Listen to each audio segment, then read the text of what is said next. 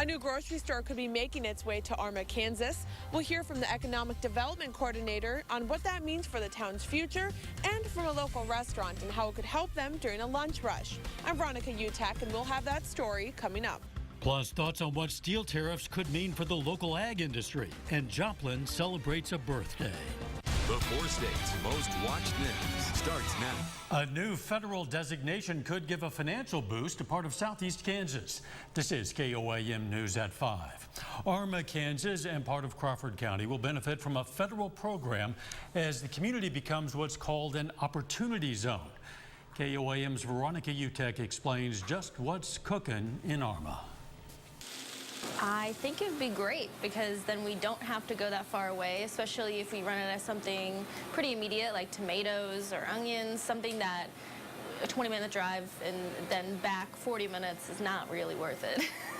There isn't a grocery store to get ingredients from in a hurry since there are no grocery stores in Arma, the home of Faith's family's restaurant. But that could soon change since Arma is now an opportunity zone. People are able to take their capital gains and reinvest it into an opportunity zone fund.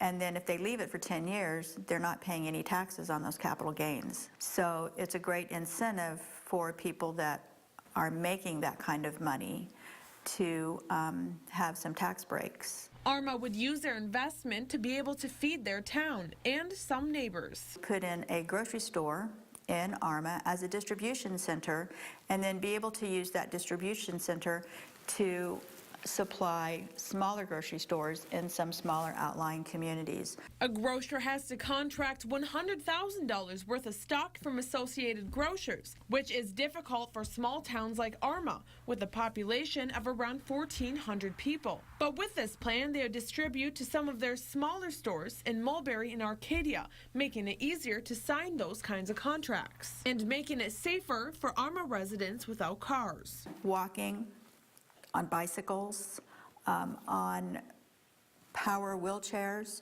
They're going across 69 highway. At the latest KDOT count, there were averaged 700 cars on that highway per hour. As well as opening opportunities for other local businesses. It would keep all the businesses local, and maybe more businesses would be able to come to Arma since they could get the supplies that they need in a timely manner. In Arma, Veronica Utek, KOAM News. The town's economic development coordinator also sees this as increasing job opportunities in Arma. There's no set time for when they'll see the benefits or exactly how much they might receive. A police chief in southeast Kansas is fired after allegedly interfering with an arrest. The La Harpe, Kansas City Council last night fired Police Chief Ashley Wright. The Sheriff's Department arrested her this week when she allegedly refused to let deputies enter her home to execute a warrant against her husband, Pastor David Wright. He was arrested for a theft charge out of Texas and is accused of impersonating an officer in La Harpe.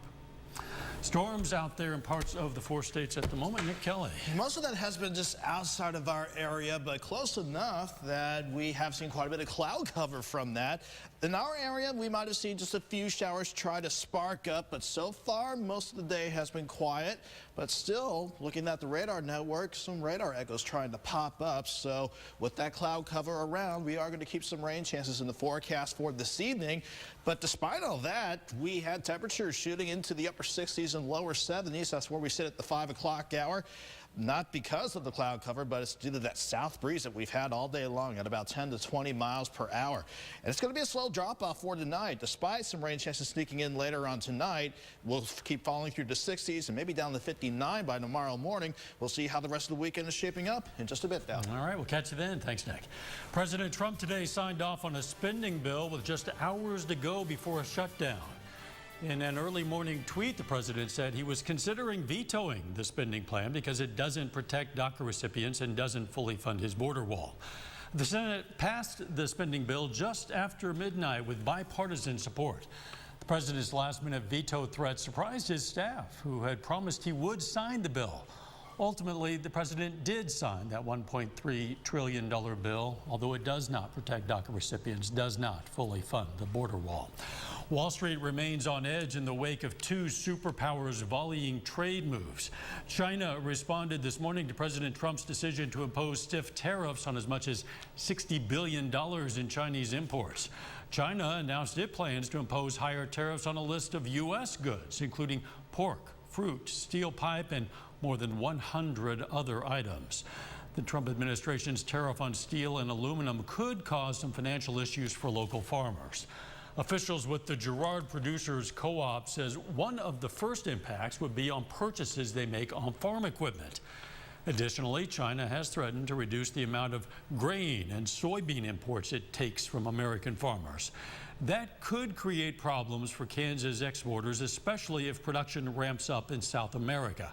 However, not everyone is convinced the situation will escalate that far.